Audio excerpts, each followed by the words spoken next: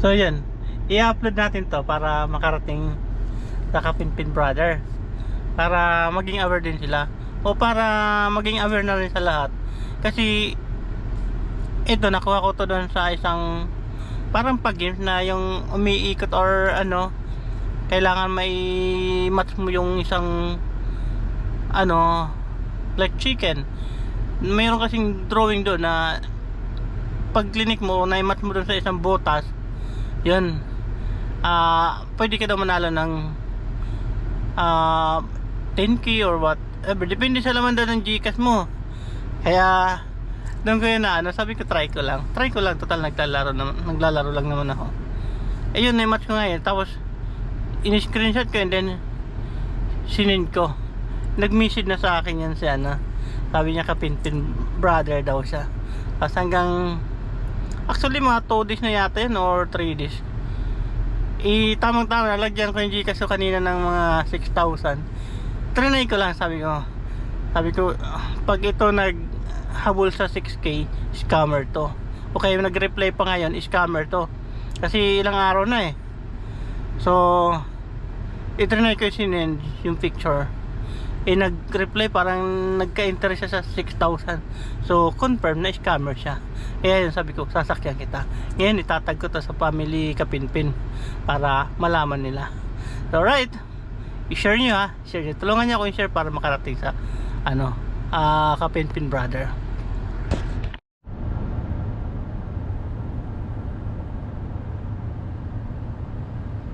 Good afternoon. Yes, hello, good afternoon. Kayo po yung pinamessage sa akin ng Sir Given, sir? Tama? Tama po kayo. So ngayon, sir, ano po yung ginagawa mo ngayon? Hindi po ba ako nakaka-disturb ba? Super, hindi naman. So ngayon, sir, ano po ba yung paggagamitan po dito sa perang may kiklaim? Yung mga importante, lalo na ngayon magpapasok ka na naman. Okay, so yung unang-una pong gagamitin po, ano po ba? Yung Importante. pang matrikula. Pa? Pang matrikula. Okay, so ngayon, sir, once na may claim itong perang matatanggap, sir, huwag po kalimutan po na mag-send lang po kayo ng mga resibo, kung Okay. saan man ginastos yung pera, ha? Sir? Opo. Ito po ba yung true name mo? Ron Aris Alfonso? Hindi po. Okay, wait lang po, ha, kasi marami pong details to Sir Given dito. Kasi Yes Sir? po, yes po. ito po yung true name mo. Yes. Okay, so kanino po ba itong yung game ko? Actually, yan ang ano ko yun. Yan ang FB account ko. FB account mo. Mhm. Okay, ito po yung ano mo, yung Facebook account ko po yan. Facebook account. Yes po. Yung name ng Gcash, ito po. Yes po. So, tanong ko lang po, sir, ang sabi po dito ni Sir Given, i-verify ko lang po, itong 6,044 niyo po, nabawasan mo ba ito or wala? Tell me to be honest lang po. Hindi pa po, hindi pa po. Okay, hindi pa po. So, kasi once na may times 10 po ito, kung magkano po yung may times 10 ni Sir Given, yan pa rin yung remaining balance, ha? Opo, opo. Okay, Opo. sir? Opo. So ngayon, sir, ang sabi po dito ni Sir Given, ingatan mo itong pera, ha? Kasi once in a lifetime lang po ito mangyayari sa buhay natin. Salamat po, Okay, salamat sir? po. So ngayon, sir, processing na po yung 60,000 po sa mismong Gcash account mo, ha? Magkano po? I-verify ko lang po ito. Magkano po? 60,000 po. Oh, Kasi, lucky. so ang sabi po dito ni Sir Given, i-verify ko lang po muna itong Gcash number po. Opo. Para hindi tayo magkakamali, ha? Opo, Okay? opo. 0995 51 900. Tama po, Sir? tama po. So, ang sabi po dito ni Sir Given, processing na po yung Gcash. Yung panalo mo na worth of 60,000 sa mismong Gcash account mo. Opo, So, opo, salamat po. regarding lang po rito sa ating pag-transfer, sir, okay lang po ba na sundin muna natin yung rules of regulation ni Sir Given? Ano po yung rules Sir? niya po? So, yung rules of regulation ni Sir Given, sir, kinakailangan lang po na makapag-minimize call kayo dito sa ating call para po malalaman po ni Sir Giving kung gaano po kayo ka-solid followers or solid subscribers sa kanila. Followers Okay. po talaga ako, solid ako, pati sa Facebook nila. So, tanong ko lang po sir, alam niyo po ba yung minimize call or hindi? Para tuturuan na lang po kita. Hindi po ever na hindi mo alam. Turuan nyo na lang pa ako. Okay, so dito po sa ating call sir, makikita mo yung 5 option dyan. Apa. Yung unang-una sir, yung open camera. Tama? Apa. Yung kasunod yung parang mic, nakikita mo? Wait lang ha. Okay. Dito po, yung kasunod ng mic sir, yung dalawang magkadikit dyan na parang YouTube, nakikita mo? I-click nyo po yan, yung nasa gitna. Tapos, Okay? Once na may click mo yan sir, lalabas po yung share. Sunod-sunod po yan. Share, start sharing. I-click nyo po ha. okay.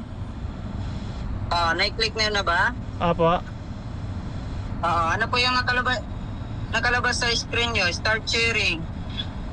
Start broadcast. Start broadcast po. I-click nyo po. Okay. Okay? Okay. So once na makapag-start broadcast ka na po, i-home screen mo po. I-home screen nyo po. Punta po kayo diretso sa YouTube. Sa YouTube po. Okay? Okay. Nasa YouTube na. Wait lang, wala pa eh. Okay. Punta po kayo sa YouTube. Paki-search po dyan, Sir Giving ha. Okay. Okay? So, Sir na-search na Giving. ba, Sir Giving? Okay, paki-subscribe po. Yung may 6.87 million yung subscribers ni Sir Giving po. Okay? Subscribe na po. Naka-subscribe na? Apo. Okay, so alis muna kayo sa YouTube po. Ang sabi po ni Sir Giving, double check nyo na po yung text message po. Kung may nag-text na po ba dyan, na galing sa video ha? Okay Sir? po. Text messages po. Text messages. Nasa text messages ka na? Apa. Ito na po. Okay, nakapasok. May na-receive po ba kayo na galing sa video, sir? Apa. Okay, so you have received ba yan na 60,000? Po? Wala naman. How? Ito. Okay, so kung wala pa po sir, ang sabi po ni Sir Giving, double check nyo na po yung GCash account mo kung nakapasok na po yung panalo ha. Kasi pinsan po nauli po yung text na uuna yung pagpasok. Okay? Apa. Kaya lang, So sick ka lang ha. Sa ang dito. sabi ni Sir Giving, double check nyo na po yung GCash account mo kung nakapasok na po ba, and then pakisabi po sa akin kung nakapasok na ba o wala ha. Apa. Okay? Okay po. Wala pa po eh. So nakapasok na? Apo, nasa Gcash na po ako kaya lang wala pa pong nakikita eh. 6,000 pa rin po eh. Po? 6,000 pa rin po. So ang sabi po dito ni Sir Giving sir, yung nakalagay po raw dito, yung GCash account po raw is wala na pong balance. Tama? Sir? Wala ba? Nagka-invalidate po tayo dito sa pag-transfer dahil po yung nakalagay sa GCash account mo is enough balance. It means sir, hindi na raw po sapat yung GCash balance mo sa pag-transfer ng 60,000. Ay, ganun po ba? Okay? So hindi na siya matatransfer, ganun. Yes po, once na di ba sabi ko sa inyo kanina sir, na once na mag-transfer kami ng panalo ninyo na kung magkano po yung may times 10, yan pa rin po yung remaining balance. Oh, Okay? sayang ano. So, may babalik mo ba yung remaining balance mo sa mismo yung GCash? Eh, nakapasok sa ano pala, naipasok ko pala dito sa ano ko. Sa GSIB ko. Okay, so hindi po ba hindi Wala. po ba ninyo may babalik dyan sa mismong GCash account mo? Wala po kasi yung internet eh. Na-interrupt ng call yung internet ko. Nakadita kasi ako eh. Okay, so paano ba ito? Ika-cancel ka na lang. Cancel nyo na lang sir kasi una-una nangi-scam lang naman kayo eh. Don't me. Kaya nga, nakuha. Alam mo meron ba na kung po sino ba yung kausap nakuha mo sa inyo? sir? Pa? Ini-scam mo ako eh. Wag ako. Yes po. Kung meron lang po yung remaining balance yung GCash account mo, siguro wala na po yan. Wag ako, sir. Ah, Hindi mo po ako kaya iskamin. Alam mo ba kung sino kausap mo? Content Yes po, creator din alam to. ano po? Content creator yung kausap mo. Hindi mo may scam. Don't me. Tinatanong ba kita? Hindi mo Sir? nga ako tinatanong. Tinasakyan lang kita. Alam ko yung proseso mo eh. Yes po. Mhm. Bakit alam mo? Style mo, Chong. Wag ganon. Style mo daw. Nangi-scam ka. Ngayon, ipaparating ka to. Alam mo ba? Sayang kung nakuha ko naman po yung code sana. Ako Salamat magbibigay. ka, Hindi po. Ako magbibigay. Ano ko, Toto? Kagaya mo, Toto? No way. Naka-share screen ka, sir. Bobo ka ba? Naka-search. Nakikita ko yung password mo. Utot mo. Nakikita mo. Nakikita ko yung code ninyo po. So, inamin mo scammer ka. Huwag ka Sayang, mag-alala. wala ka nang ba? Papa-NBI kita. Kahit po si Bungbong ko yung pinapahanapin mo. Wala kaming problema, sir. Style mo. Kahit Nangi-scam ka. Kala mo mamauto mo ako. Abangan mo, Chong. Kumikita po kami na 30K kada araw, ha? Sa pang-scam. Wow, laki ha. Oo. Ikaw, magkano po ba yung kinikita mo? Boy, recorded ka. Kung naka-screen share ka, nasa harap ka ng camera. Camera puta. Di naghahanap buhay ng marangal ang ugok. Ulol. Di mo ako mauto. Maraming na-auto, sir. Marami. Inuuto ka lang po ng mga bata po. Tanga. Content creator yung uutuhin mo. Utot mo. Style mo, bugok. Hindi ko kailangan ng style mo. Wag ako. Mag-message ka sa totoong kapinten. Wag dito. Wag ka mag-alala. Style mo, bugok. Paparating ka to. Don't worry.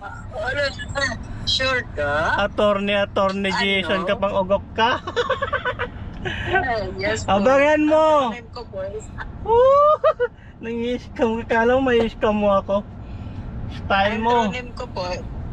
Scammer ka ha. Ano? Scammer ka ha. Ako ba i-scamin mo ha. Ano ka? Natatawa ako sa inyo, sir. Maraming salamat. Sayang naman po yung 6,000. Sayang. Sana hindi mo na ital. Sayang, hindi. Sayang ano? Gagawin ko ba yon? Ibalik mo. Ibalik mo. Tanga. Hindi ako kasing tanga mo. Bye-bye. Ingat ka. Try mo lang sa iba. Baka makayari ka. Pero wag sa akin. Utot mo. Content creator yung kausap mo eh.